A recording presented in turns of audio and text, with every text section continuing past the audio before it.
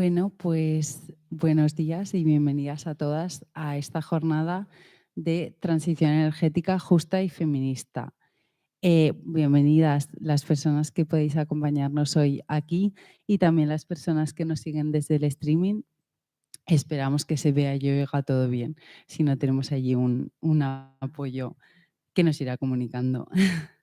Y bueno, pues el contexto en el que se enmarca este evento es una campaña de Amigas de la Tierra que se llama Tomemos la Energía y es una campaña de comunidades energéticas que muchas ya habéis asistido a otros eventos que hemos ido haciendo a lo largo de este año y este es un poco el último evento que tenemos previsto a nivel local, aunque más adelante os comentaré que estamos organizando también un festival de cara a junio. Y bueno, todas sabemos, ¿no?, que estamos en un contexto de transición energética tanto en Europa.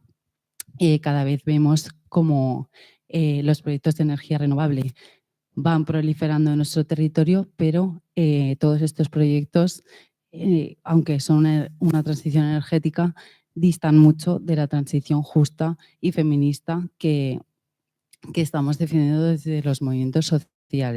Son proyectos que mayoritariamente continúan en manos del oligopolio energético, son proyectos que no tienen en cuenta la participación ciudadana y son proyectos que están olvidándose o no están considerando cuestiones esenciales en un contexto de crisis climática como es cuánta energía estamos generando, cómo la estamos produciendo y para qué fines, cuáles son las relaciones norte-sur que siguen todavía perpetuándose en nuestro sistema energético y, en definitiva, no están considerando los problemas derivados de la naturaleza capitalista de nuestro sistema, ¿no? Y bueno, quería empezar también diciendo algo que comentó Blanca, la coordinadora de Amigas de la Tierra Estatal, en un evento que hicimos el año pasado, que es que yo no soy, sinceramente, ni una experta en energía ni en feminismo, ¿no? Pero sí que tengo la experiencia de haber sido socializada como mujer desde que nací. Tengo la experiencia de una energía de la que no hablamos cuando hablamos de energía, porque conozco de cerca la energía que cuida, la energía que sostiene las vidas, la comunidad, que sostiene el territorio en el que habito. Y esta es una energía que no medimos en kilovatios, es una energía que no está en el mercado, que no se transporta por infraestructuras y es una energía que no aparece en las políticas, pero sí que es una energía política y es una energía sin la cual nunca vamos a conseguir un cambio de modelo. Entonces, hoy aquí en esta jornada nos parecía importante hablar de esta energía y de las otras que sí que conocemos y estamos más acostumbradas a comentar.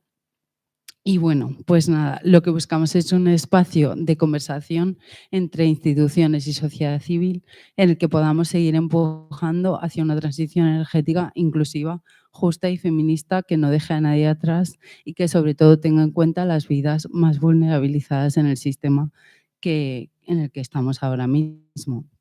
Porque nos hemos dado cuenta, porque ya existen soluciones y propuestas por parte de estos colectivos vulnerabilizados que han tenido que sufrir las injusticias del sistema en el que nos movemos ahora mismo y porque si no enfrentamos estas injusticias históricas y sistémicas, pues nos vamos a ver condenadas a volver a repetirlas en cualquier transición que intentemos iniciar y no nos podemos permitir el lujo de volver a cometer los mismos errores. Así que bueno, necesitamos soluciones justas y duraderas y desde los feminismos son muchos los aportes y las propuestas para abordar esta crisis multidimensional, que ya sabemos que no es solo energética, no es solo ecológica, no es solo de biodiversidad o clima, también es una crisis social. Y necesitamos políticas, respuestas y soluciones para cambiar el modelo y para poner a las personas en el centro. Así que bueno, este diálogo queríamos comenzarlo con una intervención de nuestras compañeras de Amigas de la Tierra Internacional, que como no pueden estar en streaming, nos han hecho llegar un testimonio de Mercedes Gold, que es una compañera del área de justicia de género y desmantelamiento del patriarcado, que han hecho un informe súper interesante que podéis encontrar en nuestra web, que se llama Si no es feminista, no es justa. Y bueno, pues vamos a comenzar con ese vídeo, ahora lo pondremos. Después daremos lugar a una mesa de experiencias eh, en torno a la energía y, bueno, con 3 ponentes maravillosas que me acompañan hoy. Y por último haremos una ronda de preguntas, tanto para el público como para el streaming, y unas conclusiones. Así que bueno, pasamos al vídeo.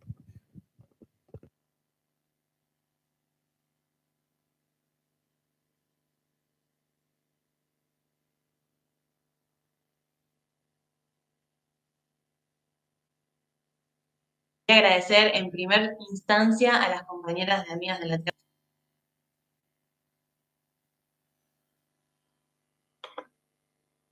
Bueno, hola a todos y a todas. Mi nombre es Mercedes, soy de Argentina, en este momento estoy en Buenos Aires. Y quería agradecer en primer instancia a las compañeras de Amigas de la Tierra España que nos dieron este espacio para poder venir a compartir con ustedes, que si bien no pudimos estar sincrónicamente, queríamos compartirle un poco de lo que reflexionamos cuando pensamos en crisis climática y energía, ¿no? Nosotros trabajamos con diferentes temas ambientales y siempre con una perspectiva de justicia social, de justicia de género y de justicia económica, de una manera integral donde las políticas y los pensamientos sean estructurales y vayan hacia un cambio de sistema. Entonces, lo que estamos viendo es que los grandes sectores concentrados hoy hablan de transición energética, ¿no? Los hemos visto pasar desde una negación del calentamiento global a un discurso de transición energética, lo cual parece fascinante, pero por otro lado sospechoso. Entonces, esto nos lleva a desentramar un poco de qué trata esto de la transición energética, porque por un lado estamos de acuerdo en que el 80% de nuestros consumos son a base de combustibles fósiles y sabemos lo que contaminan, sabemos que hay que dejar de usarlos y que a la larga eso va a pasar. Por otro lado, tenemos que empezar a pensar cómo vamos a hacer esa transición energética hacia energías renovables. Entonces, ahí aparecen todas estas falsas transiciones y ahí es donde nosotras decimos, para que sea una transición energética, no se tienen que repetir los esquemas eh, capitalistas, patriarcales que tienen las corporaciones, sino que tiene que ser una transición energética justa y feminista, para que sea realmente un cambio estructural de este sistema que hoy estamos viendo que claramente no va más. Entonces, por ejemplo, un caso que estamos siguiendo acá en Argentina de cerca y que estamos yendo a los territorios de las comunidades afectadas y conociendo a la gente que vive los problemas grandes globales en primera persona, es la extracción de litio. Acá en Argentina, junto con Chile y Bolivia, tenemos en nuestros territorios el 68% de las reservas mundiales de litio en salmuera. El litio es un mineral que hoy es estratégico para, para la transición energética, justo, ¿no? Porque con él se desarrollan las baterías, donde se almacena la energía renovable o donde se utilizan los autos eléctricos. Pero acá en Argentina no tenemos autos eléctricos, ¿no? Entonces, ese litio que hoy lo están llevando grandes corporaciones a través de acuerdos que hacen con los estados, que son también complejos porque responden a una necesidad de los estados de tener mayor regalías porque estamos endeudados permanentemente, ¿no?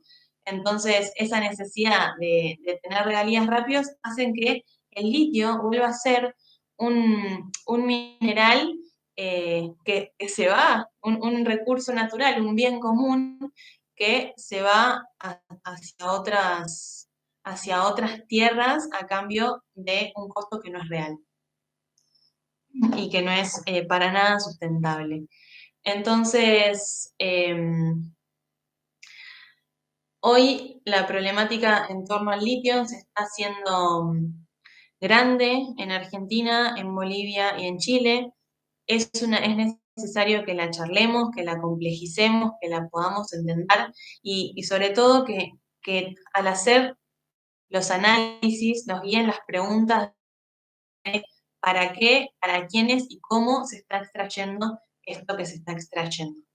Por otra parte, al conocer los territorios, al hacer entrevistas a las personas que allí viven, compartir, convivir, nos damos cuenta de la pobreza energética que hay en esos lugares, ¿no? En los lugares donde se está extrayendo un mineral que va a servir para financiar la transición energética en el norte, en esos territorios de nuestro sur, no hay garantizadas necesidades básicas como el acceso al agua, el acceso a la electricidad. Entonces, toda esta pobreza energética que es padecida en mayor medida por las mujeres, hoy es real. Entonces, no podemos pensar una transición energética en esas condiciones. ¿Por qué decimos que la transición energética, para que sea justa, tiene que ser feminista? Bueno, en principio, porque entendemos que el capitalismo, el patriarcado, el colonialismo, el racismo, el fascismo, de un paradigma que atraviesa nuestros cuerpos y nuestros territorios. Estos esquemas opresores, que ya los conocemos desde siempre, generan múltiples crisis sincrónicamente y a través de los años.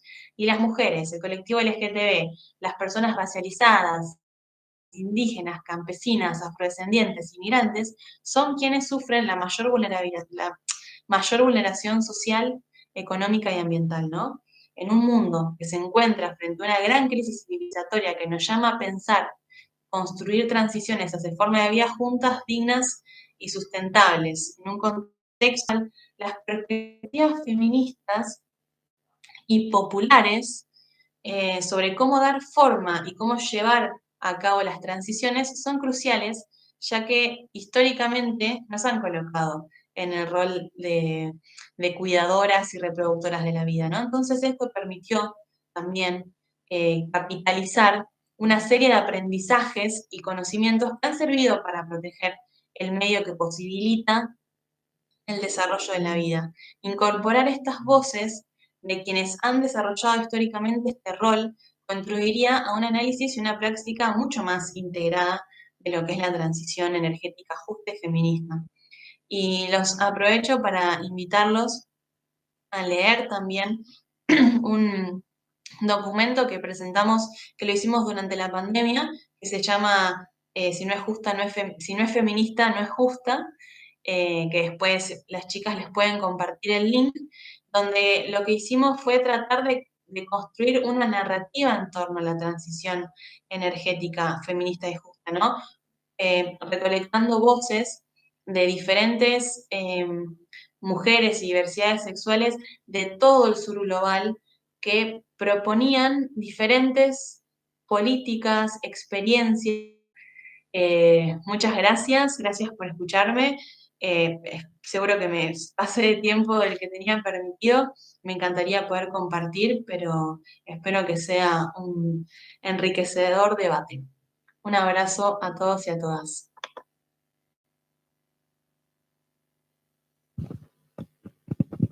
Bueno, nos parecía importante traer también voces del sur, ¿no? Que al final están, como comenta la compañera, junto a los colectivos más vulnerabilizados sufriendo las injusticias del actual sistema, y sin sus voces es imposible hacer el cambio de modelo.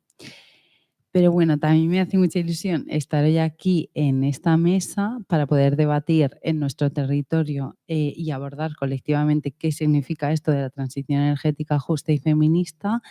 Y me hace mucha ilusión porque contamos con 3 ponentes de excelentísima calidad, como os he comentado antes. Vamos a empezar con Isabel Guedel, que además nos ha hecho el súper favor de venir hoy, pero va a tener que dejarnos un poco antes. Así que justo después de su intervención haremos las preguntas. Lo digo para que estéis pendientes también las personas del streaming. Y luego ya continuaremos con el resto de ponentes. Isabel es directora general y cofundadora de Endef Engineering y además forma parte de la junta directiva del clúster de la energía de Aragón, si no me equivoco. Sí, vale. Hola. Bueno, en primer lugar, dar las gracias por tener la oportunidad de contar aquí un poco mi experiencia y el recorrido que he tenido yo, que voy a contar, la verdad, a nivel personal, cómo he vivido yo los últimos 11 años, pues liderando una empresa que era ingeniería instaladora, que nació hace 11 años para llevar la energía solar a las personas, que ahora ya sé que se oye mucho, pero hace 11 años éramos como, pues bueno, un bicho raro en el sistema. Nadie entendía eso de, ¿no?, intentar aprovechar la energía solar, no solo la fotovoltaica, también la térmica y desde el principio, ¿no? Yo veía curso aquí muy potente, veía, ¿no?, ese cambio climático que se nos venía, que hacía falta aprovechar los recursos que teníamos, pero hace 11 años esto era, ya te digo, como si fuera un bicho raro, ¿no?, que me estuviera contando una película que no iba con la sociedad. Entonces, pues lo digo, o sea, en 2012 pues iniciamos este camino. Sí que hubo gente pionera en ese momento, en los primeros años, pero gente pionera, pues muy formada, que entendía un sistema eléctrico y que quería dar un paso hacia adelante, un sistema eléctrico que es muy complejo de entender, incluso a día de hoy, ¿no?, cuando se han abierto otros caminos y mucha más información. Entonces hubo gente pionera, había gente en instalaciones aisladas, ¿no?, que no había red eléctrica, etcétera. Entonces nosotros vivimos muchos años de esa gente, ¿no?, que ha abierto camino, y de esos sitios remotos pues que no había luz eléctrica y le dábamos servicio. Antes de 2019, como 2 años antes, sí que empezó a haber como un poco de revuelo. Bueno, todo esto y encima liderado por una mujer, digo, era bicho raro con el mensaje y o sea, quiero decir, en general, incluso a día de hoy, que lo ha comentado, que estoy en la Junta de Clenar y soy la única mujer, ¿no?, también. Entonces, el sector sigue como sigue.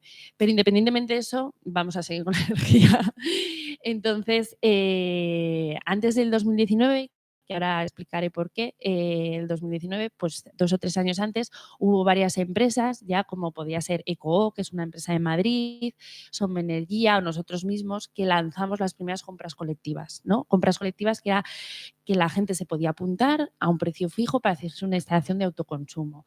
Nos parecía algo, bueno, a nosotros como la bomba, ¿no?, que éramos como también estábamos abriendo un camino, era el precio para todo el mundo, estuviera la gente en la ciudad o en el mundo rural, que eso también, entonces se pactaba un precio común, pues unas garantías muy altas, etcétera. Y también removió mucho a un sector de la sociedad, pero claro, que ya estaba muy cerca de empresas muy comprometidas, ¿no?, con el medio ambiente, con mucho conocimiento también de la tecnología, etcétera. Y luego llegó el famoso 2019 con el Real Decreto 294 y ahí fue como un cambio, ¿no? Por fin se legislaba el autoconsumo, aunque queda mucho por hacer, ¿no?, pero como que allanaban el camino. Parecía que ya se podían hacer instalaciones, que se iban a compensar excedentes que la gente vertiera, aparecía el autoconsumo colectivo, que hasta entonces, ¿no?, solo se podía hacer autoconsumo una persona con sus placas. Aparecían las comunidades energéticas, ¿no?, como concepto, aunque luego todavía no está eso, no tenemos normativa al respecto. O sea, fue como una revolución unida posterior, si nos saltamos el periodo pandémico, ¿no?, así, que hubo como un parón del mundo, pues esa revolución que ahí empezó a hacer mucho movimiento, claro, acelerado además después de la pandemia, con fondos de los Next Generation, que habréis oído seguro, un montón de subvenciones, ahora parece que todo el mundo es verde, ¿no? Un cambio, pues muy fuerte en la sociedad, aparentemente, ¿no? Sí que es verdad que nosotros nos hemos dado cuenta, pues ciertas barreras o ciertas deficiencias en todo lo que está pasando, ¿no?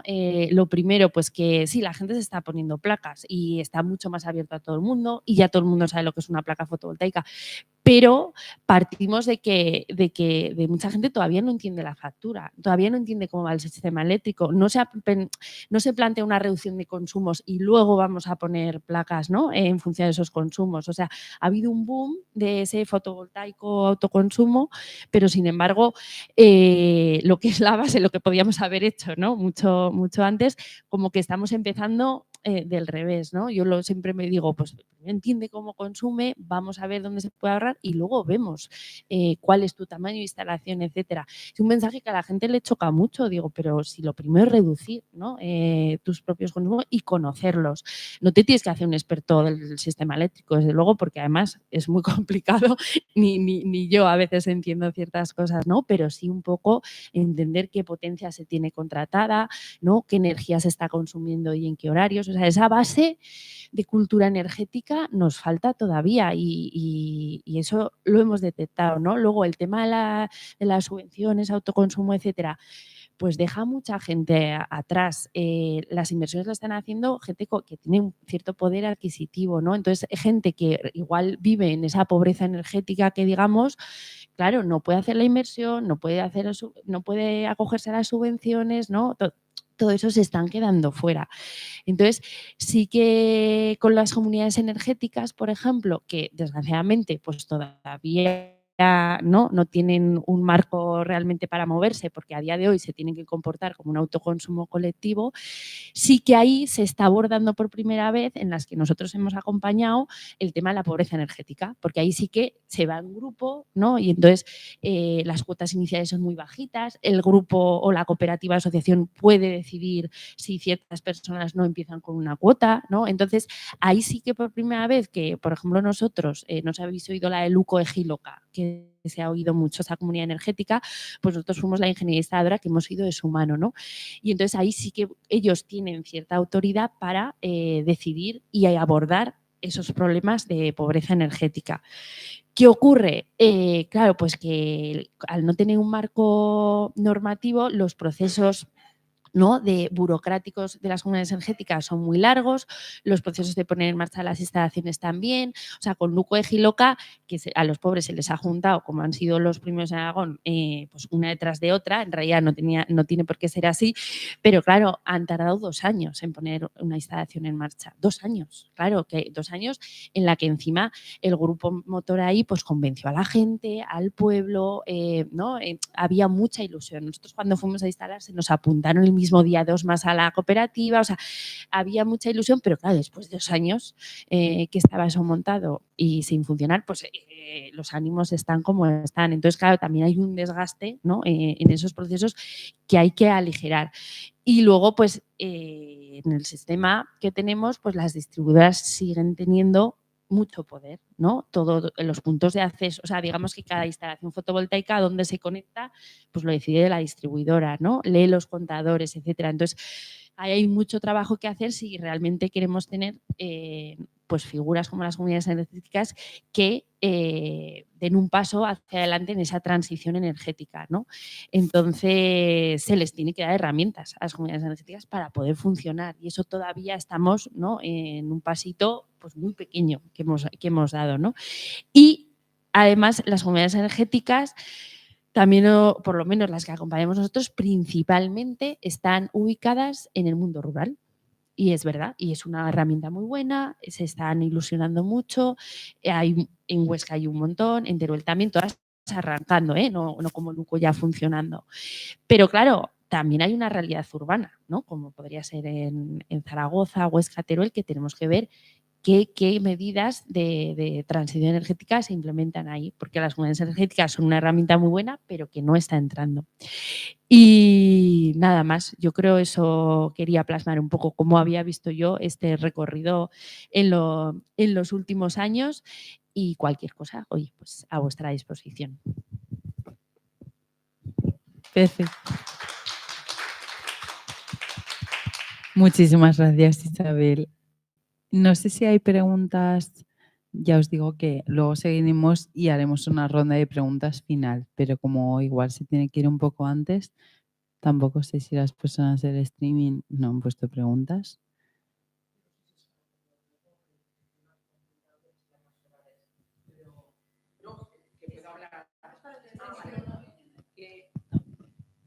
El tema de las placas solares, pero un cuñado mío que vive también en el ámbito rural habla y critica mucho la energía eólica, porque dice que por ese motivo están muriendo muchas aves. No sé si es cierto o no.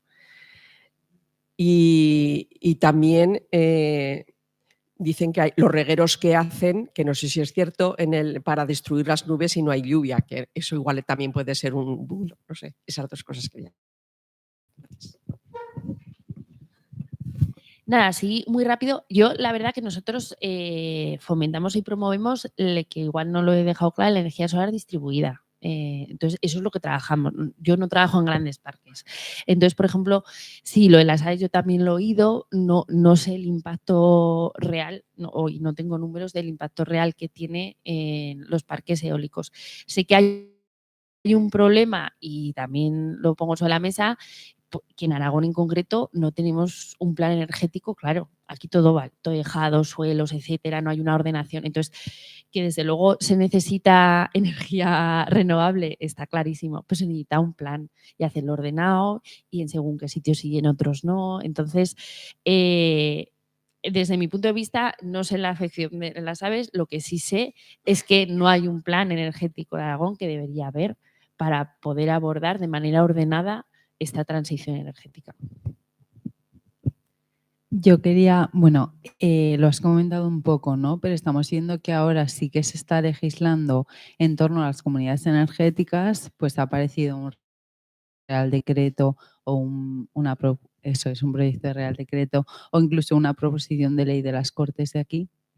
Pero revisando esos documentos nos damos cuenta de que no se está como enfrentando los problemas reales que igual comentabas tú, como puede ser el acceso a red de la comunidad energética, temas de pues propiedad, ya estás excluyendo a la gente que no tiene propiedad sobre su vivienda o que no puede decidir, cascos históricos que al ser patrimonio no permite a los ciudadanos acceder a los tejados. No sé si... Vale.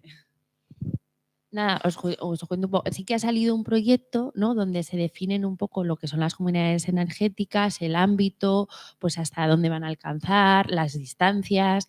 Pero claro, estamos en un proyecto todavía, ¿no? Eso para empezar. Y luego lo que le falta, ¿no?, a las comunidades energéticas es herramientas para jugar. O sea, si van a jugar en el mercado eléctrico necesitan herramientas, aparte de esa definición de distancias, etcétera, que desde luego, y eso es donde de momento hay mucho recorrido, o sea, les tienen que dar herramientas para jugar en el sistema. Eso por un lado. Respecto a pueblos que es verdad que están protegidos y nosotros estamos trabajando con varios en el Pirineo, claro, ahí tampoco hay un problema, o sea, muchos se están uniendo y bueno, pues están yendo o al polideportivo del pueblo, que dices, bueno, pues ahí no hay un impacto visual, ¿no?, tan negativo en el pueblo, pero son pueblos muy bonitos, ¿no? Estamos hablando de zona de Aínsa, etcétera, por ejemplo, o están buscando terrenos cerquita del pueblo que ellos deciden un terreno pequeño para ponerse una instalación. Yo eso no lo veo mal, o sea, veo que es una decisión que deciden ellos de cómo estructurar su entorno y deciden sobre ello, y de hecho en muchos pueblos es verdad, no quieren ver las placas en el tejado. Luego estaría por ver, a mí no me resulta más feo un aire acondicionado, la verdad, pero quiero decir que si ellos mismos han decidido que no quieren las placas y apoyan en eso y quieren ponerlo en una era al lado del pueblo, pues bienvenido, ¿no? Es su terreno y que lo gestionen. Entonces, hay soluciones. Lo que pasa que les tienes que dar las herramientas para hacerlo, ¿no? Y que puedan moverse comunitariamente, porque si no les das las herramientas y hay movimientos, y yo creo que son movimientos muy buenos hacia ese empoderamiento de la energía, pero luego les dejas parados, estancados con temas burocráticos administrativos, pues eso mina mucho, ¿no?, a esos movimientos. Exacto, sí. De hecho, creo que una de las claves también que comentabas es esa falta, bueno, en uno de los eventos que hicimos llevamos a cabo un diálogo en torno a posibles barreras a la hora de implementar comunidades energéticas y las personas que participaron nos llamó mucho la atención que además de las barreras administrativas que estamos comentando, no destacaban las técnicas o las económicas, pues porque ahora es más la falta de tejido comunitario, la falta de estructuras y herramientas para organizarse colectivamente, falta de tejidos vecinales en las ciudades, que por eso surgen muchas comunidades energéticas en los pueblos y en las zonas rurales, porque sí que están más acostumbrados quizás. Pues en Galicia, que estuvimos en un evento hace nada, una persona comentaba que la leña siempre ha sido comunitaria y eso era la gestión energética de antes. y siempre ha sido algo comunitario, ¿no? Y hablabas también de esa democratización de la propiedad de la tecnología, ¿no? No poder entender la energía nos hace muy vulnerables frente a un sistema que está mercantilizando con ella todo el tiempo.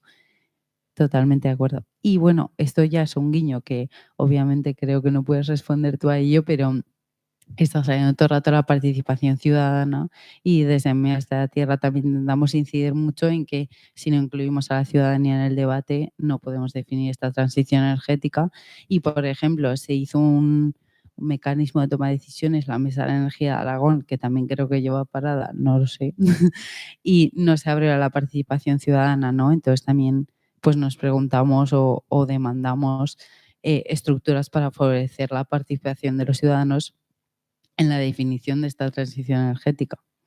Lo que hablabas, ¿no? De empoderamiento y soberanía energética. Pues muchísimas gracias. No sé si hay alguna duda más.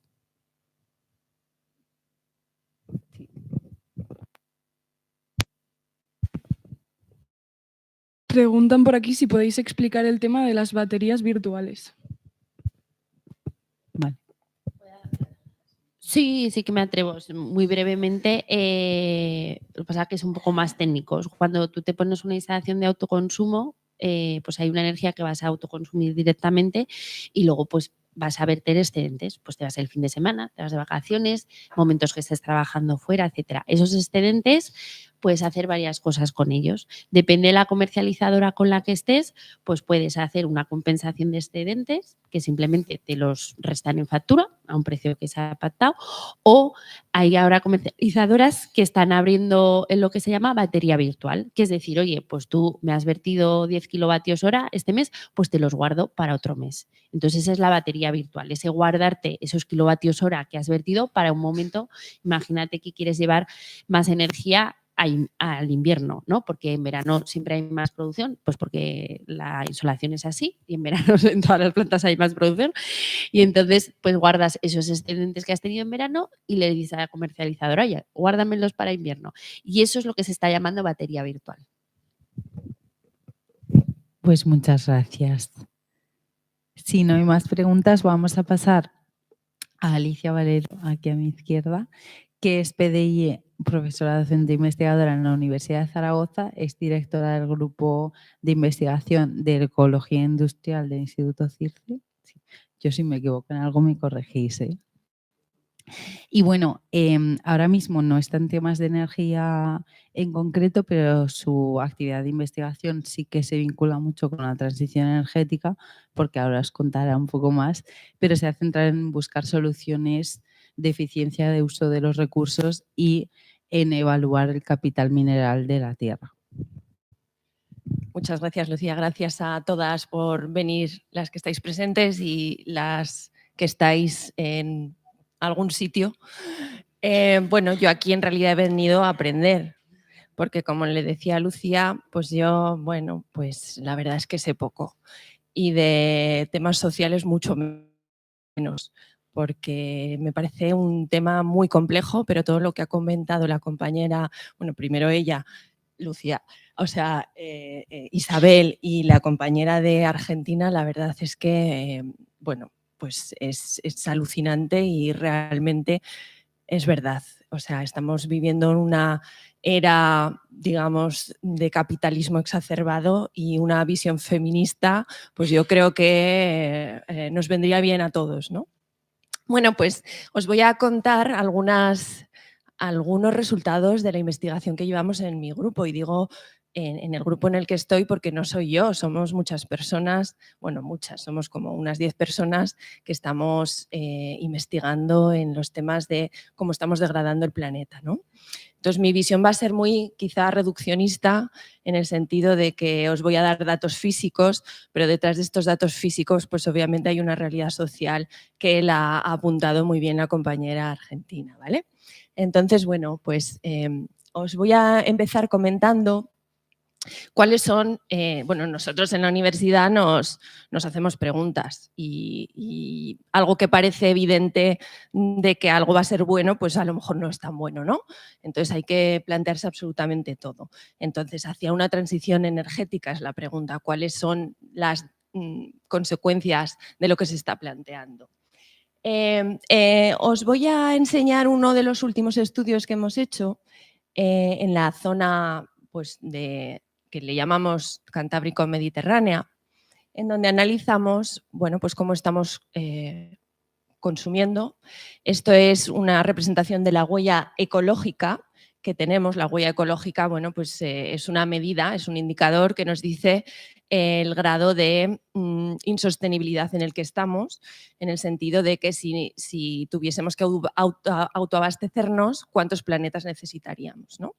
Bueno, pues está clarísimo que estamos en esa, digamos, en todo, desde el Cantábrico hasta las Islas Baleares, estamos todos por encima de un planeta. Algunos mucho más, otros pues ahí, Aragón estamos ahí, básicamente pues por la industrialización o la poca industrialización en Aragón, vasto territorio y menos habitantes, ¿no? Entonces, bueno, está clarísimo que esta situación hay que cambiarla y por eso se plantea la transición energética. Entonces, bueno, pues esa transición energética nos están planteando que tenemos que cambiar, de acuerdo con los planes integrados de energía y clima, el PENIEC, pues que tenemos que instalar masivamente energías renovables, entre otras cosas, pero sobre todo ir hacia pues, un cambio importante, una transición de energía fósil a energía renovable. Y eso implica, pues en esta bioregión, que hemos empezado aquí, pero estamos planteándola para toda España, pues entre 7 y 14.000 kilómetros cuadrados de superficie ocupada por energías renovables. ¿Y eso qué implica? Bueno, pues eso implicaría que efectivamente reduciríamos la huella ecológica, porque ya no seríamos tan dependientes de combustibles fósiles. Ya vemos colores en verde, en Aragón desde luego muy en verde, otros todavía seguirían por encima del planeta, y lo que nos está diciendo esto que en nuestro conjunto antes estábamos por encima de 4 planetas, que ya nos vale, y ahora reduciríamos a 2. Es decir, con la transición energética tal y como se plantea, todavía estamos digamos, en un sistema fuera de del estado estacionario del planeta. ¿Por qué? Básicamente está quedando fuera, ¿vale? Bueno, pero vemos que vamos mejorando, con lo cual son buenas noticias. ¿Seguimos? Bueno, y hablábamos de unas superficies muy elevadas de energía solar, energía eólica, etc. ¿Sabéis cuánto es 15.000 kilómetros cuadrados, que es más o menos lo que se plantea de instalar en cuanto a superficie de eólica fotovoltaica? Bueno, pues es la superficie más o menos de Huesca. Si la concentrásemos toda, ¿vale? La de España, si la concentrásemos toda en un punto, para darnos cuenta de la magnitud de lo que estamos hablando, que no nos estamos dando cuenta, ¿vale? Y obviamente esto pues implica tensiones, y sobre todo tensiones porque resulta que, digámoslo claro, va a haber regiones de sacrificio. Está habiendo regiones de sacrificio. ¿Cuáles son esas regiones de sacrificio? Pues aquellas que tienen pocos habitantes, unas zonas rurales muy vastas en donde hay poca gente que pueda quejarse. Y aquí vemos cuánto es, de acuerdo con las tendencias actuales, pues cuánto es el porcentaje producido en energías renovables frente al necesitado. De tal forma pues, que hay, en Aragón, por ejemplo, estamos hablando de 7 veces más de producción respecto a lo que necesitamos. ¿Y dónde se van a instalar estas placas o estos aerogeneradores? Pues no se está planteando, como Isabel comentaba, en zonas, digamos, acordadas con la gente, etcétera, sino que aquí hay fondos que ven pues, el negocio de que pues, realmente esto vale la pena, digamos que voy a tener un beneficio muy importante. Entonces, antes me dedicaba al ladrillo, ahora me dedico a la fotovoltaica y además es verde, ¿no? Entonces esto, pues obviamente, fijaros las tremendas desigualdades entre comunidades autónomas y obviamente esto va a crear unas tensiones y está creando unas tensiones brutales. Y bueno, pues vemos obviamente las propuestas populares, renovables sí, pero no así, y obviamente esto tiene toda la razón y todo el sentido del mundo. he hablado de la zona cantábrico-mediterránea, pero que me invitaron en el Parlamento Europeo un grupo para hablar sobre zonas rurales en Extremadura y en Andalucía, y ahí había gente llorando, diciendo que les estaban expropiando las tierras agrícolas pues porque había venido un fondo, un poco lo que se ve reflejado en las películas últimas, estas que han sido muy nominadas, ¿no? Pero esto tiene otra realidad. Y la realidad de la transición energética es que necesita de muchas materias primas, que es donde yo más o menos me he especializado, ¿no? Y si os dais cuenta, la población crece al 1% anual. Al 1% anual implica que hace poco superamos la barrera de los 8.000 millones. O sea, y 7.000 millones lo alcanzamos en el 2011. O sea, en 10-11 años hemos aumentado en 1.000 millones. De aquí al 2050, más o menos, se habla que seremos 10.000 millones. 10.000 millones, o sea, esto es increíble. Pero es que no solo eso, sino que el consumo de recursos, la degradación de recursos, crece 3 veces más rápido que la población. Y eso implica que en 25 años consumiremos el doble que hoy, y en esos 25 años hemos consumido tanto como en toda la historia de la humanidad. Claro, esto es un reto sin precedentes. ¿Cómo vamos a alimentar a 10.000 millones de individuos y satisfacer las necesidades energéticas, etcétera, de tanta gente? ¿No hay suficientes recursos? Es la pregunta.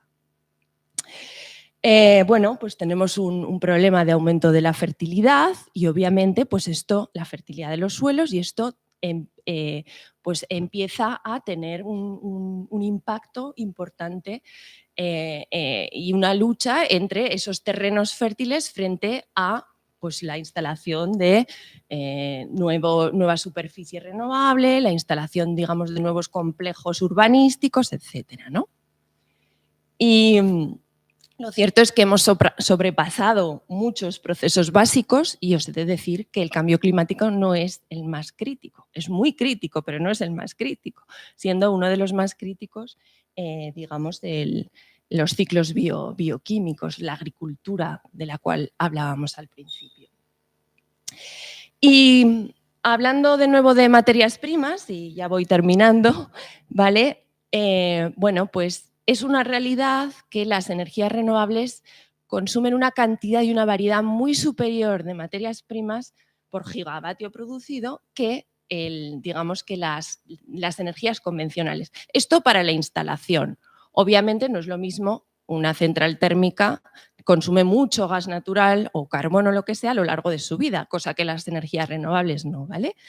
Entonces, bueno, pues la eólica de la cual estamos hablando necesita 25 veces más de materiales que una central convencional. Pero lo importante aquí, o lo relevante, no solo es la cantidad, sino la variedad. Porque mientras que en las convencionales pues, se utiliza acero, cobre, un poco de hormigón, en las renovables aparecen una serie de elementos que son extremadamente escasos. Y la compañera de Argentina ha mencionado uno de ellos, que es el litio. El litio que se utiliza para las baterías estacionarias de nuestras casas, si queremos utilizar, digamos, esos excedentes nosotros mismos, sin la batería virtual, obviamente, o los vehículos eléctricos. Los vehículos eléctricos, y en general los vehículos, son auténticas minas con ruedas. Necesitan toda la tabla periódica.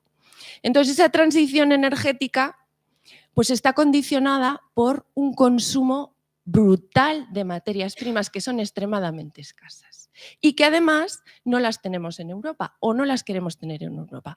Están, qué casualidad, en el sur global o en China. Y si no las tiene China, las controla China pues porque compra masivas, digamos, vastos terrenos de África, de Latinoamérica, o les compra el material concentrado, lo refina y luego nos lo vende al resto, ¿no? Y os decía, en 25 años consumiremos el doble que hoy. Pero es que esto no es futuro, esto es presente, porque en el siglo XXI, en lo que llevamos de siglo, en 21 años, 22 años, hemos consumido tanto cobre como en toda la historia de la humanidad. Alucina. Y esto es así. Pero esto se repite para un montón de materias primas. Para el oro, para la plata, para el zinc, para el níquel, para el cobalto, para el litio. Litio 2 veces. Entonces, ¿cuál es la consecuencia de esto? Pues obviamente si queremos más materias primas para esa transición energética y digital también que se está hablando, vamos a cambiar, digamos, de una dependencia de combustibles fósiles a una multidependencia de materias primas que son muy escasas y que están en manos de pocos países. Y esas necesidades cada vez mayores de materias primas implica pues, que tenemos que sacarlas de algún sitio. ¿De dónde se sacan? De las minas. Vale, pues las minas resulta que cada vez están más degradadas, más agotadas, y entonces algo que es finito, pues en algún momento da señales de escasez, como ya lo estamos viendo.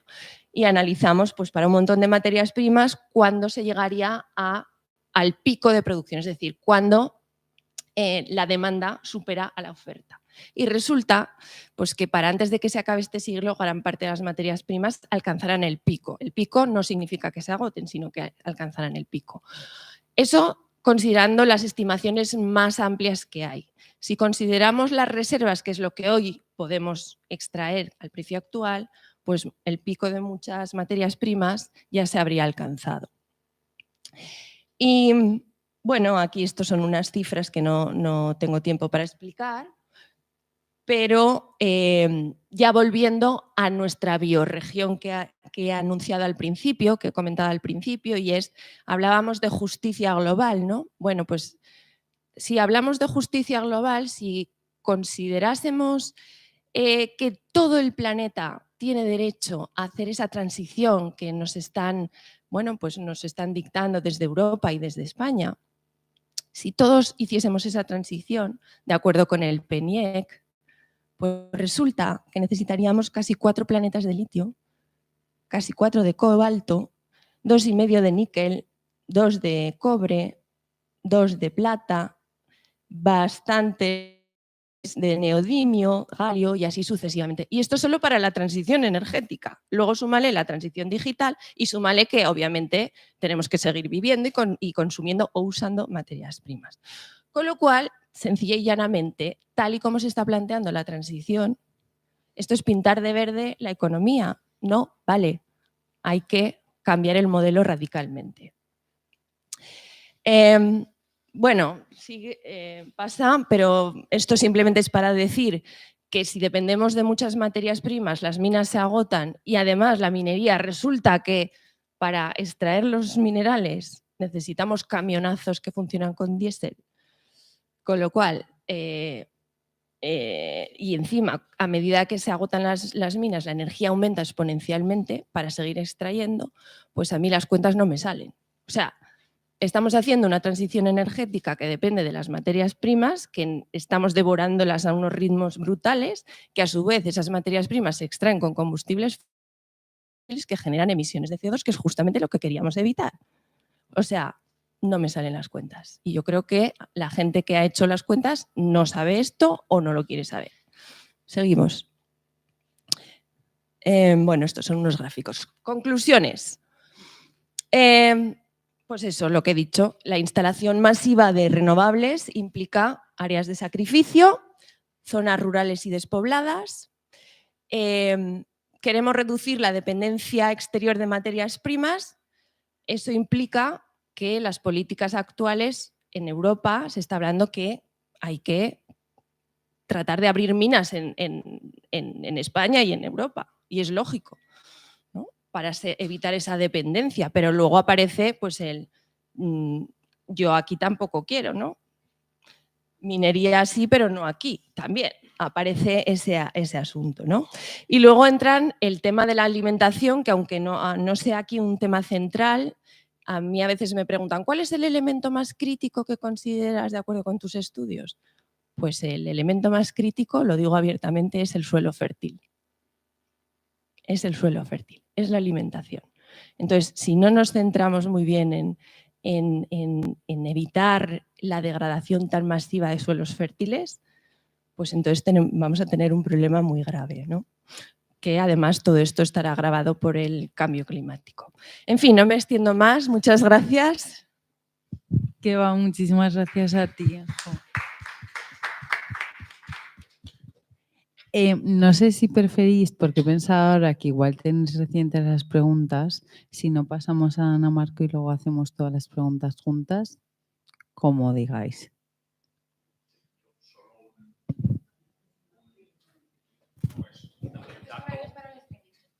El dato del cobre, o sea, pone en el siglo XXI, es decir, en 23 años o 22 años, tanto como toda la humanidad. Vale, vale, no era solo eso, ¿no?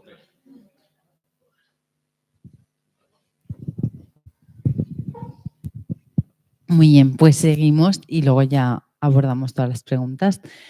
Vale, y la última ponente que nos acompaña es Ana Marco, que actualmente es ingeniera técnica en el Servicio Provincial de Energía de la Diputación General de Aragón. Y bueno, durante muchísimo tiempo ha tenido una vinculación muy fuerte con la cooperativa de producción y consumo de energía. Gracias, Lucía. Gracias a todos. Yo estoy sobrecogida. Después de los datos que ha dado Alicia, estoy un poco temblando. Pero bueno, a ver, yo pienso que la visión que tengo del mundo con todos los datos que nos abruman y que estamos recibiendo por todas las vías y que sabemos que alguna cuenta no cuadra. Yo al final, para evitar la depresión por el tema ecológico, pienso que la forma de actuar, o sea, una forma de actuar que nos pueda permitir afrontar los retos que sin duda nos esperan y que vendrán pronto, es intentar generar comunidad que vaya cubriendo las necesidades que tenemos y ir priorizando. Es decir, cuando se acabe una cosa no habrá y si no hay tendremos que apañarnos sin ello, ¿no? Entonces, mi lógica de actuación va tendiendo cada vez más a promover las comunidades en el sentido de resiliencia y solidaridad entre las personas. En mi trayectoria yo empecé trabajando en Endesa, empecé trabajando en la térmica de Andorra y luego he trabajado durante 20 años pues, en Eléctricas Reunidas de Zaragoza, todas las varias Endesas.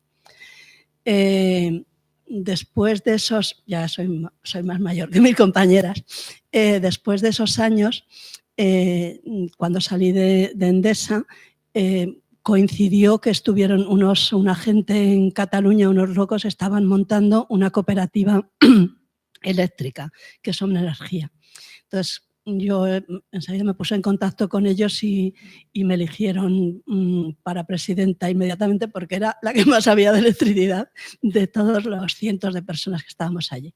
Entonces, fue una experiencia para mí vitalmente muy, muy esperanzadora porque yo pude comprobar con mis propios ojos y mi propio cuerpo cómo la gente es capaz de autoorganizarse en la distancia y que con un poco de coordinación y buena voluntad se pueden hacer cosas muy, muy grandes. Somnenergia ahora mismo, yo cuando entré al Consejo Rector, cuando entré de presidenta, habíamos 2.600 socios. Cuando salí 4 años después, que es el mandato del Consejo Rector, había 26.000. Habíamos multiplicado por 10. Ahora mismo hay unos 80.000 socios y más de 100 y pico mil clientes, gente que ha pasado del oligopolio y que está en Somnenergia gestionando su contrato eléctrico. Entonces, todo eso son cambios y la experiencia esa de Somnenergia fue sobre todo, no sé ni cómo lo hicimos realmente, ¿no? Pero o sea, la gente iba surgiendo yo cuando me enteré de que existía esto, llamé a Gerona, que es donde estaban montándolo, y dije que yo quería unir. Me dijeron, pues sí, pues ya han venido unos de Navarra también. Y a partir de entonces empezó a llamar gente de Andalucía, de Valencia, de toda España. Y lo que hicimos fue decir, bueno, pues cada uno que se organice como pueda y que vaya promoviendo el sistema. Y así fue como se hizo, ¿no? Entonces, que se puede hacer, lo sé. Y que creo que tendremos que afrontar grandes retos, pues lo creo, ¿no? Entonces, en este sentido, todas las nuevas herramientas de comunidades energéticas y tal, yo creo que pueden ser útiles para que esas comunidades que ya existen, ¿no? Existen en los barrios, redes de vecinos, y se ha demostrado en la pandemia que se apoyan, pues puedan hacerse cargo de la gestión de su energía eléctrica, de la gestión de su movilidad y de la gestión de su vida en definitiva, ¿no? Porque es así un poco complicado.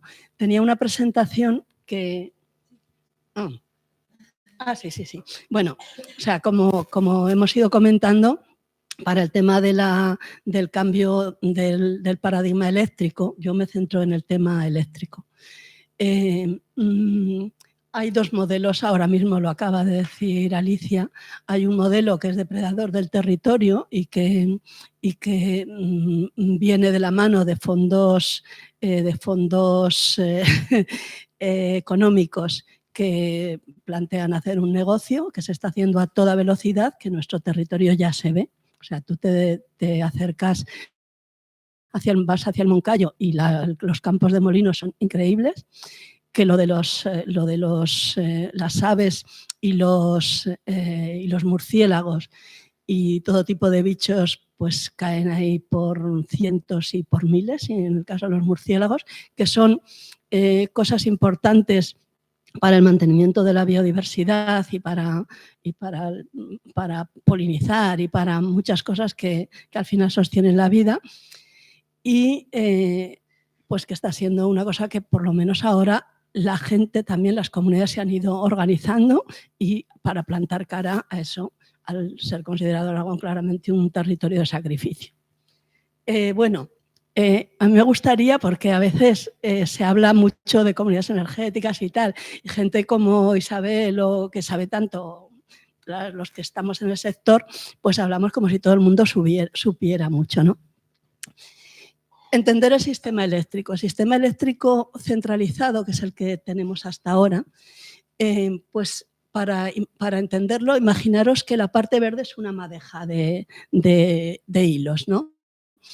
Y aquí están las generadoras, o sea, las grandes presas, los grandes parques, las centrales eléctricas, y ahí ellos producen y simplemente pinchan en un punto de la red, y la electricidad tiene una peculiaridad, y es que se dirige ella solita allá donde se le demanda. Entonces, estos pinchan y vierten su electricidad al sistema, a la madeja, como si fuese un cesto, ¿no? Y en el otro lado están los usuarios que pinchan y sacan la electricidad. ¿Cómo se gestiona esto? Para entenderlo sencillamente, pues hay unos centros de control que controlan básicamente la tensión y la frecuencia, y dicen, uy, nos ha caído la tensión, baja la luz. Entonces dice, pues si nos cae la tensión es que están gastando mucho, y entonces estos tienen que meter más caña, avisan por teléfono. Yo cuando empecé en la central térmica de Andorra se avisaba por teléfono, sube el grupo 2, sube el grupo 3, y esos mandan, y así se gestiona el sistema eléctrico simplificado. No es complejo para nada, nos han hecho creer que lo era. Y esto viene funcionando así desde que se inventó, que tiene como unos 100 años. O sea que es una cosa sencillita. Bueno, tiene sus características, pero no es complejo. Y ahora lo que pasa es que, o sea, este está basado en grandes centrales que ellos, si os acordáis antes, solamente podíamos contratar con Endesa, que era lo que había aquí, y Endesa era la dueña de las redes, la dueña de las centrales y la dueña de los clientes. Ahora se ha separado y puedes contratar con quien quieras, si bien los productores, las centrales, las grandes siguen siendo de los mismos, y sobre todo la distribución, que son los dueños de las redes esas donde todo el mundo pincha, que es donde está el poder en el sistema eléctrico, en la distribución, es quien pone pegas para que te conectes, quien toma las medidas y es juez y parte porque es responsable de las lecturas y de cosas importantes para el funcionamiento del sector. Entonces están las distribuidoras que aquí se llama Distribuciones, Endesa también, que son dueñas de las redes y funcionan en régimen de monopolio. Entonces, lo demás se ha liberalizado, por eso ahora podemos contratar con la empresa comercializadora que queramos y también podemos meter nuestras propias plaquitas que pongamos en nuestro tejado, que están conectadas ya a la red, como está nuestra casa, por la parte de consumidores, y verter nuestros excedentes a la red como una central más, pero en pequeñito, ¿no? Pasa a la siguiente, por favor. Bueno, pues eso, hay dos modelos muy distintos. Lo que decía es el centralizado en manos de grandes empresas y de fondos de inversión y el distribuido en manos de ciudadanos y consumidores. Puede ser, pero las cosas no apuntan por ahí de momento porque se están poniendo muchas pegas. Esto, la clave técnica es la introducción de los contadores digitales. Que antes los contadores eran una caja negra con una ruedita y solamente contaban la electricidad que entraba a casa, solamente era para el consumo. Los contadores digitales pueden contar la que entra, la que sale, la que reservas. Bueno, tienen muchas funcionalidades y entonces eso permite una operación distinta del sistema eléctrico. Y luego la modularidad de las... Sí, pásalo si quieres. La modularidad de las instalaciones fotovoltaicas, que es que para ponerte una instalación fotovoltaica te compras una placa que vale 400 €, le conectas a un inversor, lo enchufas a tu enchufe y ya está produciendo, si le da el sol, si le da la luz. Es muy sencillo y es modular y lo puede poner cualquiera en cualquier sitio. Eso físicamente. Otra cosa es lo que nos dejen hacer y las barreras que se hayan puesto y por qué los parques grandes van a toda pastilla y se están montando y las instalaciones pequeñas pues tienen muchas barreras administrativas, barreras de la distribuidora que os decía antes, que es quien controla el sistema eléctrico, etc. Entonces, bueno, pero para que os hagáis una idea, digamos que el modelo que hemos visto antes de que unos vierten y otros toman, pues cambiaría y sería una cosa ya más interconectada, ¿no? Porque el mismo que vierte, las casitas pequeñas con sus plaquitas, pues a la vez toman. Pasa a la siguiente, por favor. Y entonces eso, pues fomenta el autoconsumo, se puede hacer autoconsumo individual, autoconsumo colectivo y ya pasa a la siguiente. ¿Cómo funciona? Para que lo entendáis, el autoconsumo individual. Recordad que la electricidad va solita allá donde se le demanda. Poner que esta es vuestra casa y tenéis una placa que le pega el sol y está produciendo electricidad. Entonces esa la consume vuestro frigorífico, etcétera, vuestros electrodomésticos. Pero igual por la mañana no estáis en casa y lo que producís no lo necesitáis, pues la electricidad sale a la red, ella solita, pasa por vuestro contador, que debe contar la que está saliendo y la gasta el vecino de al lado, que es una tienda y que sí que está consumiendo en ese momento. Eso es un esquema de autoconsumo normal, así es como funciona. Pasa a la siguiente. ¿Qué es lo que pasa con el autoconsumo colectivo? Pues podría ser, o sea, es lo mismo, pero en realidad cómo funciona es de manera virtual, digamos, porque veis ahí una casa es la que tiene las placas y las demás, digamos que son consumidores de esa instalación. Imaginaros, en un pueblo, el pabellón polideportivo de festejos, que suele ser, tiene ahí las placas y luego los vecinos del pueblo, un pueblo pequeño como el mío que tiene 30 vecinos. Los vecinos del pueblo consumen esa energía, pero no la consumen directamente porque la electricidad que producen esas placas del pabellón, pues irá donde se necesita. Si nadie la está consumiendo en ese momento, se irá y pasará por las líneas y irá al pueblo de al lado, ¿no? Así para extremarlo.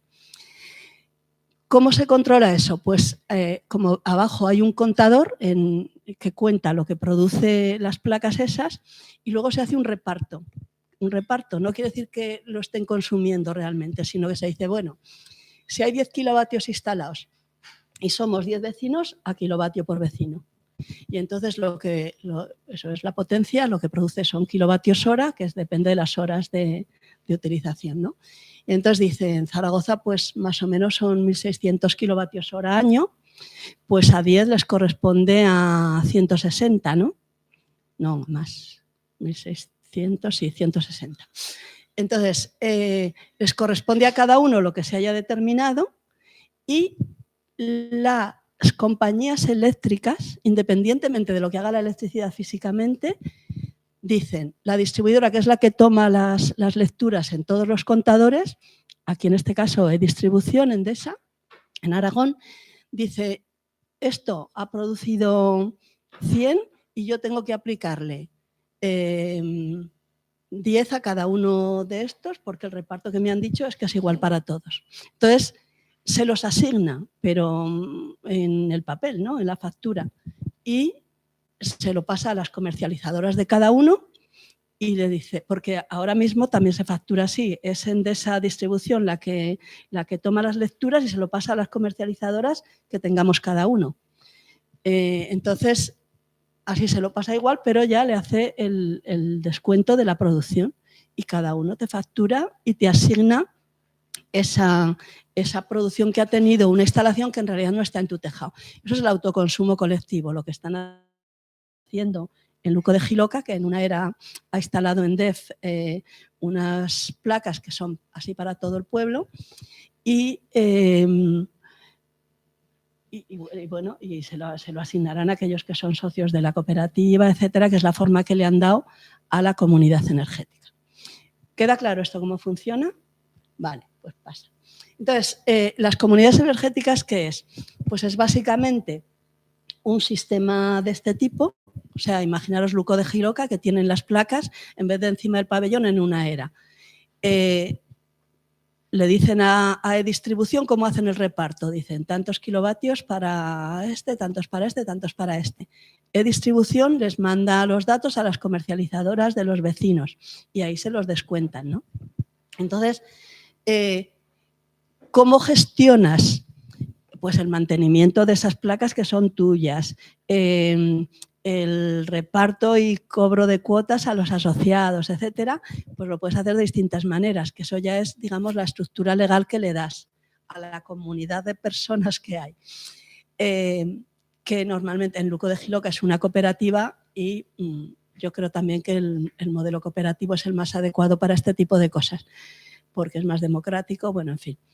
Pero también podría ser pues que se metan como empresa y entonces lo hagan proporcional al capital o que sea una asociación. Bueno, la ventaja que le veo yo a que sea un modelo cooperativo es que la cooperativa es una entidad democrática, pero también con estructura empresarial. Está pensada para tener una actividad económica y esto al final es una actividad económica porque tienes que intercambiar cobros y pagos, producir, etcétera, ¿no? Entonces, al final una comunidad energética es una forma jurídica en la que nos hemos asociado para gestionar cosas relacionadas con la energía, como esas instalaciones de autoconsumo y otras cosas que pueden ser necesidades también de la comunidad. Yo ahora estoy especialmente interesada en el tema de la movilidad porque además lo que ha dicho Alicia me reafirma lo dicho, porque creemos que los coches, o sea, es absurdo y no va a poder ser que cada uno tengamos nuestro coche o dos coches en casa como hasta ahora. Los coches hay que reducirlos al máximo, tenemos que ir andando a donde podamos, en bicicleta, en transporte público y cuando se necesite un coche, pues que haya un coche y que lo compartamos entre todos porque así no tendremos que utilizar tantas materias primas, ni utilizar tanto espacio en la calle, ni gastar tanto, ni nada, ¿no? Si pinchas lo de coche y va al... Bueno, y esto es una comunidad local organizada gestionando su energía. Al final eso es lo que es una comunidad energética. Ahora os presento lo de coche, que es una cooperativa de coche eléctrico compartido, y el valor es el compartido, que estamos montando, bueno, que hemos montado aquí en Aragón, y que si entráis vosotros en la web, que es ecoche.com, ahí está la historia en el blog, que salimos del grupo local de activistas de aquí de Somenergia, pues se generó un grupo de movilidad, porque ya otras cooperativas, de los otros grupos locales de Somenergia, que Somenergia ha hecho mucho, empezaron los catalanes y ellos montaron una cooperativa de coche eléctrico compartido. Pero luego está gente de Valladolid, que tiene otra cooperativa, gente de Pamplona, que tiene otra cooperativa, gente de la isla de La Palma, que tiene otra cooperativa, gente de Valencia, que tiene otra cooperativa, y desde luego haremos lo posible por entender el modelo en otros grupos locales de Somenergia, porque creemos que ese es el camino a seguir, y pues a eso nos dedicamos los activistas.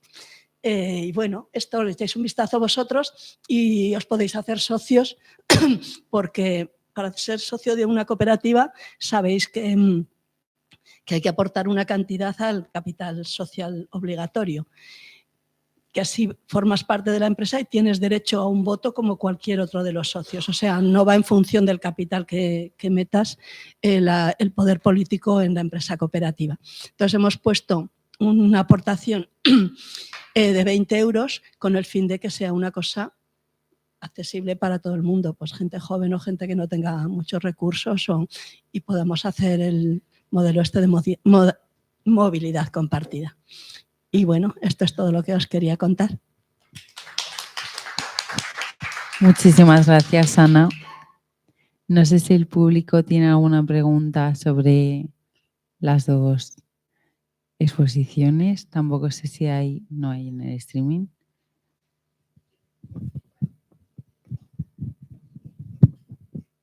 Gracias. Bueno, que yo he llegado un pelín tarde, ya lo siento. Un poco sobre, bueno, todo esto de las comunidades energéticas al final puede ser como una herramienta muy interesante para luchar contra la pobreza energética, ¿no? Si se enfoca bien y si está de verdad el poder de decisión en manos de la ciudadanía, pues tiene muchísimo potencial en ese sentido. Entonces yo quería preguntar un poco en este sentido, no sé, desconozco cuál es la situación de medidas de pobreza energética aquí en Aragón, entonces pues si tenéis algo de información sobre eso y sobre todo el tema de rehabilitación, ¿no? Pues porque al final si estamos generando la energía en comunidades energéticas desde esta perspectiva y luego los hogares a los que se dirige esta energía son sumideros y no se pueden mantener a una temperatura adecuada y todas estas cosas, ¿no? Pues al final es un factor importante en la pobreza energética, ¿no? Que siempre se habla mucho del consumo de las personas en situación de pobreza energética, cuando en realidad esa es la última de las preocupaciones, y sin embargo todo este tema de rehabilitación y tema edificios y vivienda, pues sí que es un... Entonces, bueno, no sé si tenéis algo de información o lo que sea.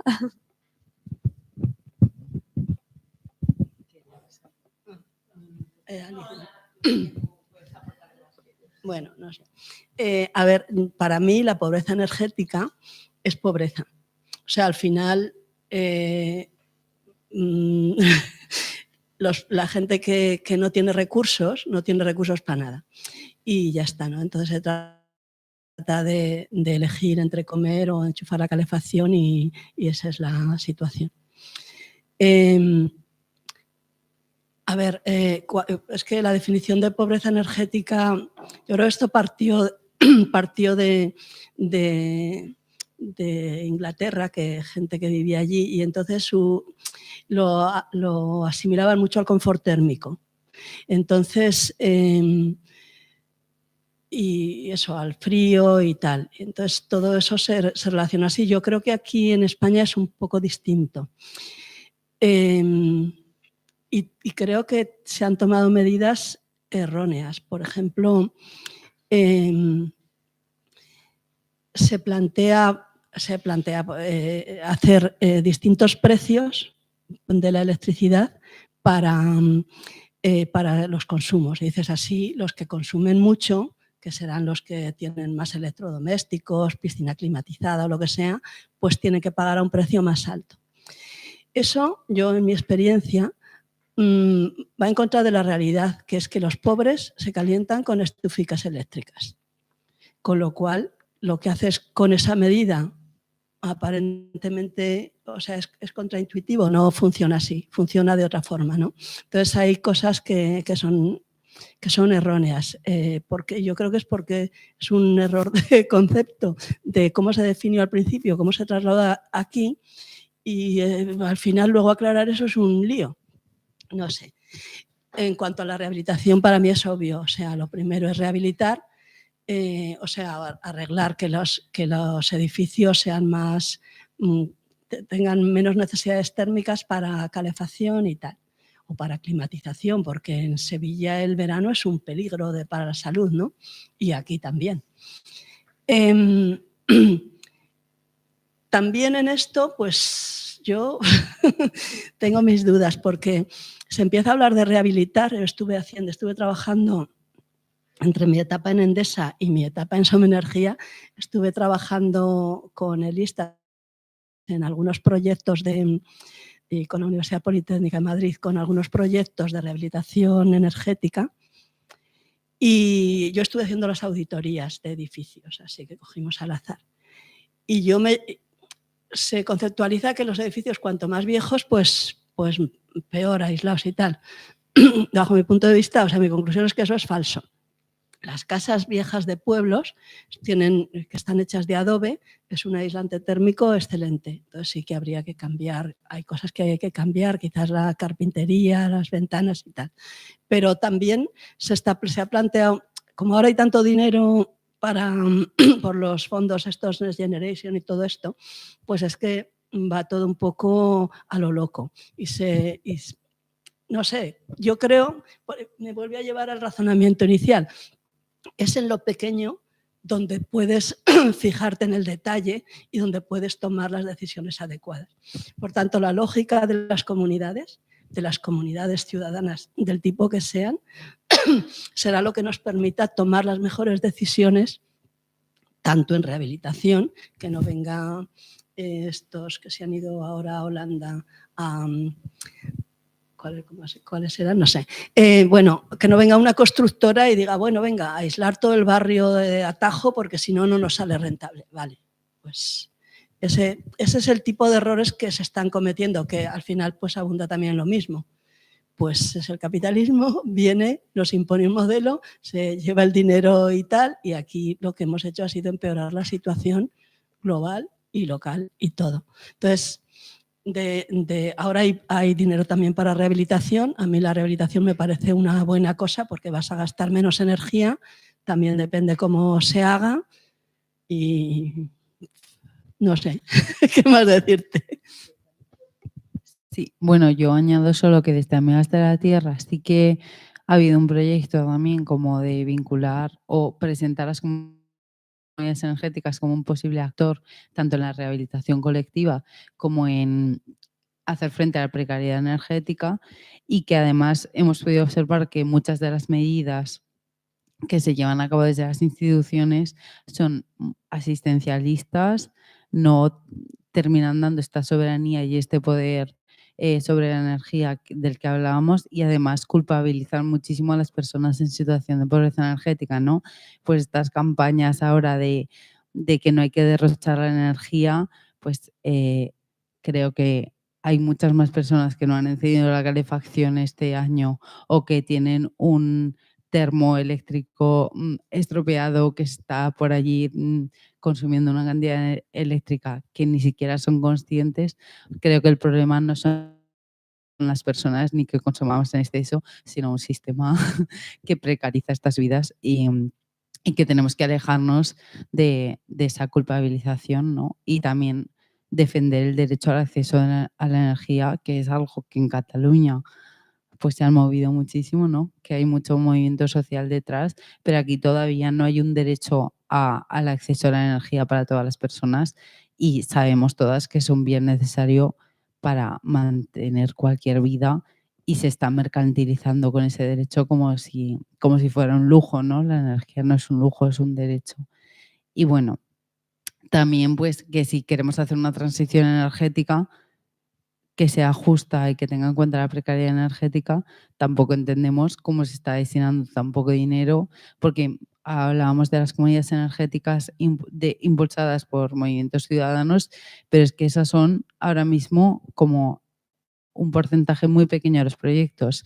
Los fondos que han recibido las comunidades energéticas a grosso modo son los del IDAE, que son los de ECE Incrementa, y muchos de ellos son empresas del oligopolio las que están recibiendo esas subvenciones para proyectos de energía comunitaria que no impulsan la soberanía energética. La gente no recupera ese poder sobre la energía, sino que es la misma empresa que te hace ahí un lavado verde, te vende la comunidad energética sin permitirte decidir sobre tu energía, ¿no? Entonces, creemos también que además de redefinir pues, todas las categorías de consumidor vulnerable, porque también pues, está lo de la tarifa social, el bono social, pero hay mucha gente que se da fuera de esas medidas, todas las personas que no están en una situación regularizada o que no son propietarios de... Bueno, que es que hay mucha gente que se queda fuera de esa definición de consumidor vulnerable y que también habría que cambiar y necesitamos mecanismos de control y criterios a la hora de establecer cómo damos esas subvenciones y esos fondos, ¿no? Y que puntuaran pues enfoque ecosocial, criterios de economía social y solidaria, que tengan perspectivas de justicia social o que aborden el tema de la precariedad energética, porque estamos dando dinero a los mismos para que se siga haciendo lo mismo. Eso es un poco lo que hacemos o hemos reflexionado desde Amigas de la Tierra. Me gustaría dar un dato. Fijaros, el autoconsumo colectivo, o sea, para mí lo primero es la comunidad. O sea, nosotros nos juntamos y decidimos hacernos cargo de producir nuestra electricidad, de resolver la movilidad, de ponernos un huerto, de lo que tengamos que hacernos cargo, ¿no? Pero con respecto a las instalaciones fotovoltaicas en tejado, para que os hagáis es que igual a veces tampoco se necesita que se mueva tanto dinero. Una comunidad de propietarios, un compañero mío, es un bloque de viviendas aquí con 7 portales y son como 100 vecinos. Se calcula que para un autoconsumo colectivo el óptimo no, o sea, para que lo que produces básicamente lo consumas tú y no haya excedentes y tal, que eso además tiene otras lecturas y otros peligros, pues con 1 kilovatio por vivienda está bien, de una vivienda habitada, ¿no? Que eso te rebaja la factura y tal. Pero 1 kilovatio en un autoconsumo colectivo te viene a costar 1.000 euros. O sea, es decir, que la instalación no es tan cara. Allí en esa comunidad de 100 vecinos, si lo pusieran para todos, les costaría 100.000 euros la instalación. Entonces son 1.000 euros por vecino que se retornan enseguida. ¿Vale? Que habrá gente que necesite ayudas. Pero a veces están haciendo instalaciones complejas con modelos de gestión flipantes que requieren, que es complejidad innecesaria y que gastan, o sea, que reciben mucho dinero. Entonces, dices, es que igual no es necesario. O sea, nosotros nos organizamos y entonces hacemos nuestras cuentas, porque, claro, si la gente lo que hace es organizarse, es montar una cooperativa con el fin de pedir una subvención para que le llegue un dinero y luego ya veremos, pues ahí estamos haciéndolo muy mal, ¿no? Entonces, nosotros en el grupo de SOM hemos reflexionado sobre eso. Dices que un compañero dice que no deberían subvencionar la fotovoltaica. ¿Por qué? Porque es la gente que se la pone es porque puede pagarla y además es barata. Y si se hace en colectivo es mucho más barata. O sea, es que se podría hacer en bloques porque, por ejemplo, ese bloque de 100 vecinos, volviendo a si son comunidad humana, pues habrá gente que tendrá distintas circunstancias personales, gente que no tenga dinero, ¿y por qué no se puede hacer que el que tenga sí que ponga y ponga por ese otro que no tiene y luego globalmente las cuotas de retorno de la energía que pues, o sea, es que hay muchas formas de organizarlo sin necesidad de hacerlo muy complejo, ¿no? Y pensando siempre en comunidades que son comunidades humanas de solidaridad. ¿Alguna pregunta más?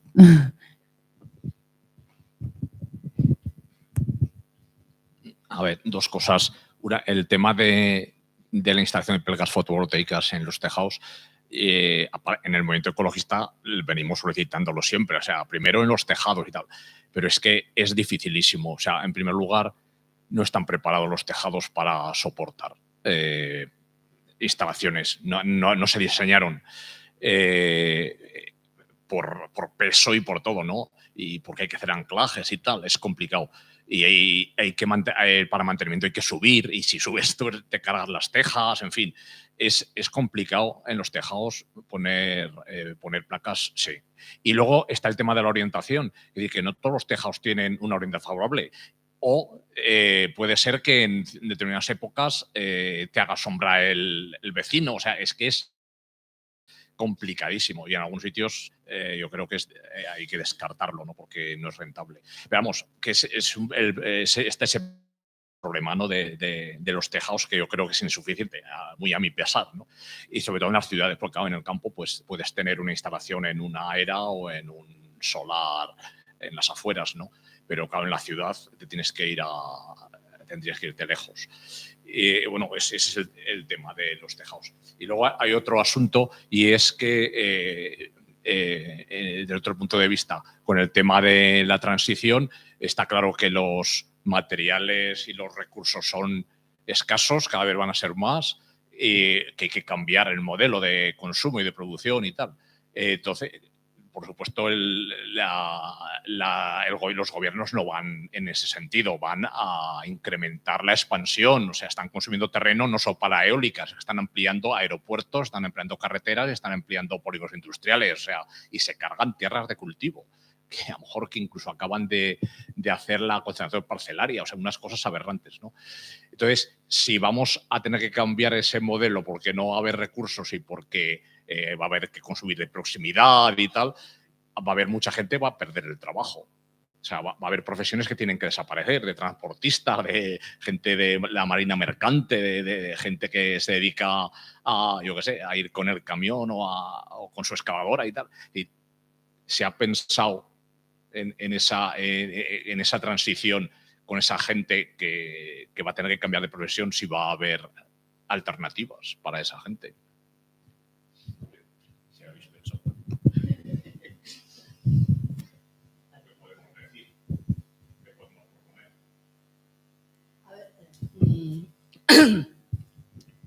La del empleo que se tiene que reconvertir, claro, es obvio. ¿Cuál es la solución? No sabemos, porque además nadie se lo plantea de momento. Aquí estamos todos con la política del avestruz. Virgencita, que me quede como estoy. Respecto a la primera parte, lo de los tejados, claro, es obvio que no se puede poner en todos sitios. Tampoco es que sea tan complicado, pero no se puede poner ni tampoco es recomendable. Por eso, en colectivo es mucho más razonable. Lo que han hecho en Luco es, en vez de poner en los tejados, poner una era y ya está. Y aquí en la ciudad pues pasaría lo mismo, pues utilizar marquesinas, polígonos, que no llega, vale, de acuerdo, las ciudades seguramente no serán autosuficientes como igual pueblos pequeños, ¿no? Pero esa es la tendencia que yo creo que debemos de tomar. Aparte del colectivo es más barato, más eficiente y es muy sencillo también, ¿no? Lo de los puestos de trabajo, pues claro, yo creo que hay gente pensando, ¿no? en eso, pues la gente listas, que es el Instituto Sindical de Trabajo, Ambiente y Salud, llevan mucho tiempo trabajando en empleos de economía verde y tal. Si bien, claro, están también todavía mucho en la lógica de grandes instalaciones, hay que montar tanta renovable, pues eso, tantos empleos, que luego se ha visto además que no son, porque montar una fotovoltaica se monta en un par de meses, un campo grande, y luego se van todos y allí no queda ningún empleo, ¿no? Claro que habrá que o sea, hay muchas cosas que hacemos que no habrá que hacer, y habrá otras cosas que no hacemos que sí que habrá que hacer. Todo el tema de cuidados, no sé, yo la verdad es que no conozco, pero yo creo que hay gente trabajando en eso. Bueno, en cuanto a lo primero, es cierto, bueno, yo no soy experta, Ana desde luego mucho más, pero como usuaria conozco que cuando tenemos problemas en que no podemos instalar en nuestros tejados en la ciudad, pues bueno, mucha gente tiene heredad de la herencia de cuando nuestros padres emigraron a la ciudad. Todavía hay tenemos mucha vinculación pues con la casa de la abuela que está ahí perdida y que nadie va, etcétera. Y yo de gente que lo que está planteando es o bien en comunidad o bien en solitario, ¿no? El plantearse las placas pues en la parcelita del pueblo, donde sea, porque hay comercializadoras que te permiten compensar tu producción en donde sea. O sea, tú puedes tenerla allí y compensar tu consumo aquí. En Som Energía no sé si se está planteando eso, pero hay posibilidades de hacerlo y creo que es una alternativa bastante interesante de plantearse. Bueno, luego si quieres lo replicas. Respecto del otro, a ver, hemos cambiado de una economía local a una economía global. Y en esa transición lo que hemos hecho ha sido esclavizar a los recursos, es decir, tenemos ahora esclavos energéticos básicamente, pues para transportarte de un sitio a otro tenemos que utilizar ¿cuántos caballos físicos? 100 caballos físicos, ¿no? Que es lo que necesita un coche para moverse. Y así, no solo eso, sino además hemos esclavizado a muchos países, muchos de ellos del sur global, que están haciendo actividades, están haciendo trabajos que tradicionalmente se hacían en nuestras fronteras, pero que los hemos dejado a otros, véase la industria textil, por ejemplo, y muchas otras. De tal forma que, bueno, ahora con la pandemia y con esta escasez que nos viene de recursos, nos hemos dado cuenta de lo vulnerables que somos frente a terceros. Porque hemos deslocalizado nuestras fábricas y nuestros procesos extractivos y los trabajos más duros y más contaminantes afuera, y nosotros pues somos muy limpios, muy eficientes y además ganamos mucho dinero, ¿no? Bueno, pues el modelo se ha visto que hace aguas y los gobiernos ya se han dado cuenta de que hace aguas, que hasta ahora ha ido muy bien, porque nos hemos enriquecido a costa de otros y además las emisiones se las llevaban otros y los impactos se los llevaban otros. Pero si ahora a China se le ocurre invadir a Taiwán, Europa se hunde directamente. Y es una posibilidad que tiene muchas papeletas de ocurrir. Ojalá que no pase nada, pero está encima de la mesa. Entonces, relocalizar, o sea, se trata de relocalizar todas aquellas actividades que las hemos deslocalizado, hay que relocalizarlas. Y además haciendo uso de la mínima cantidad de materias primas y de recursos energéticos que hemos ido expoliando durante los años. Y eso implica, yo lo digo en inglés, going back to the future. Es decir, volver al futuro y volver a las raíces del artesano, las raíces pues en general de lo local. Y para eso lo que se necesita es mucha gente bien organizada y hacer uso de la tienda que tenemos enfrente y no de tirar de móvil y pedir un cacharro de China que probablemente te llegue roto y que tú pagas 2 euros por un cacharro que en su mochila ecológica pues tiene toneladas y toneladas de combustibles fósiles en el transporte, además de los materiales que han sido necesarios para producir, el agua, etc. Entonces, no hace falta reinventar la rueda. ¿Qué es lo que hacían mis abuelos en el pasado? Y no se trata de vivir peor, se trata de volver a plantearse cómo arraigarnos de nuevo en el territorio con los recursos que tenemos y con la inteligencia que tenemos, pensar en grande en cuanto a relaciones y en cuanto, digamos, a, pues eso, a sociedad, en cuanto a justicia, pero pensar en pequeño en cuanto a consumo de materias primas y de recursos de la naturaleza. Esa es mi visión. Sí, yo completamente de acuerdo. Sí, sobre el tema de las baterías virtuales y tal, es que justamente estos días estoy siguiendo algunas noticias que están saliendo y me preocupa. A mí me pareció una idea estupenda, claro, lo que dices. Mi hermano tiene una casa en el pueblo, pero vive en Barcelona. Puede poner placas en el pueblo y compensar su consumo en Barcelona. Lo que pasa es que eso es las empresas que lo han pensado pues han acertado y está muy bien. Lo que pasa es que es un modelo de negocio que al final tiene mucho riesgo, porque depende de los precios.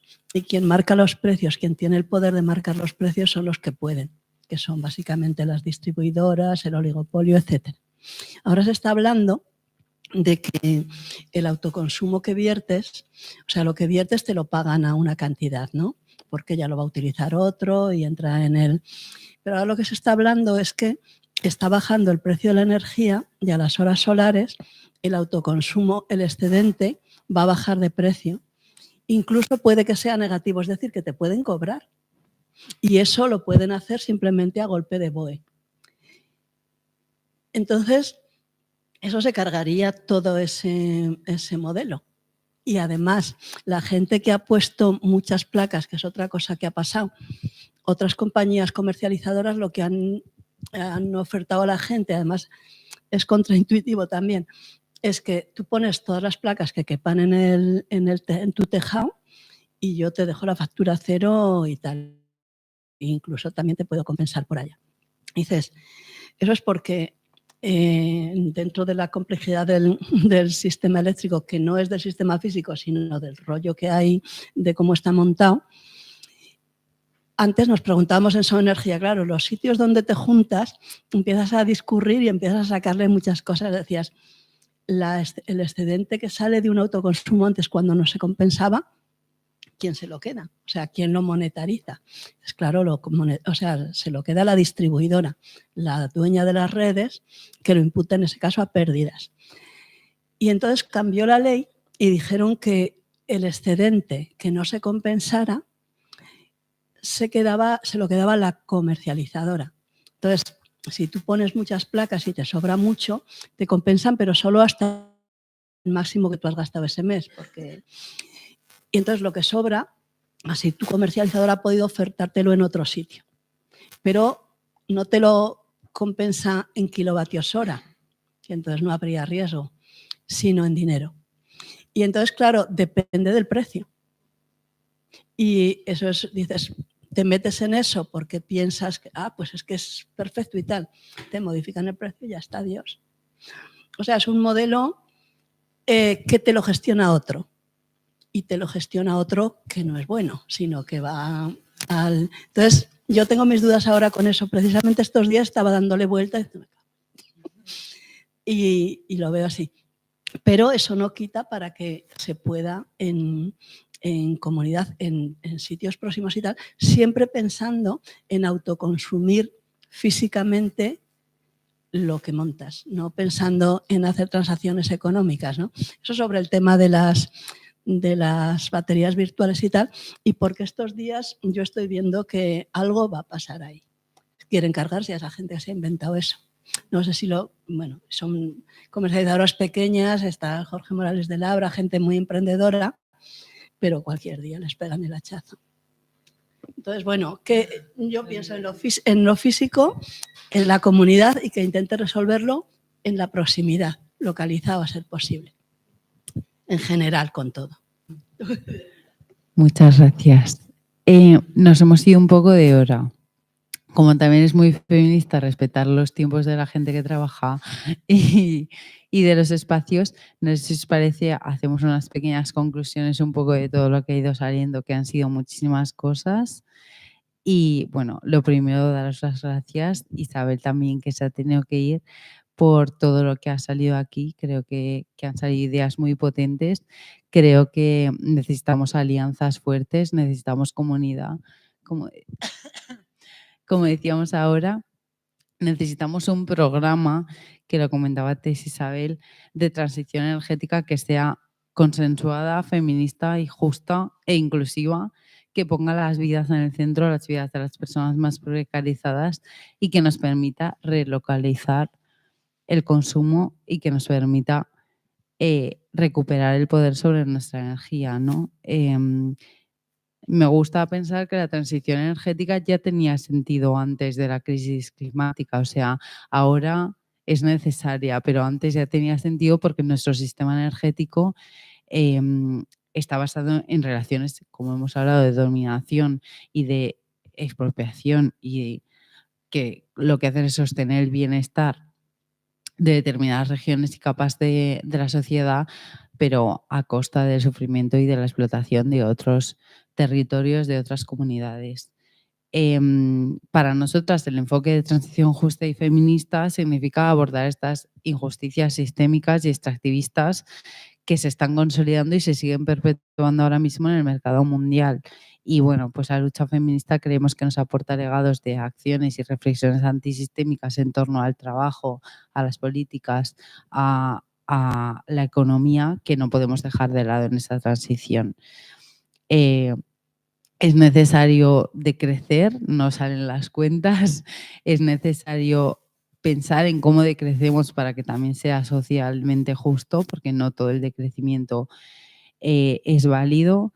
Es necesario analizar cómo usamos la energía, para qué la destinamos, qué desigualdades genera, quiénes usan más y a costa de quiénes. Es necesario defender el derecho a la energía, pero no solo al acceso, que también, porque ya hemos hablado de que es un bien necesario para sostener la vida, sino a la capacidad de decisión, a retomar el poder sobre nuestra energía. Y para ello también hablábamos de que necesitamos democratizar quién tiene el poder y quién tiene la propiedad de la tecnología y el uso popular de la misma, ¿no? Y bueno, pues sobre todo creemos que que exige la participación ciudadana, que si en el debate sobre cómo transicionamos no aparecen las voces de la sociedad civil, van a seguir decidiendo los que han decidido hasta ahora y los que nos han llevado a la situación en la que estamos.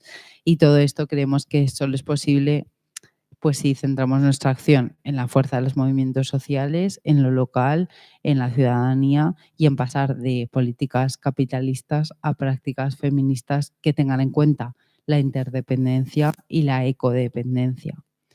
Y eso es todo. No sé si he conseguido resumir mucho, pero muchísimas gracias por estar hoy con nosotras y bueno, seguimos en la lucha, ¿no?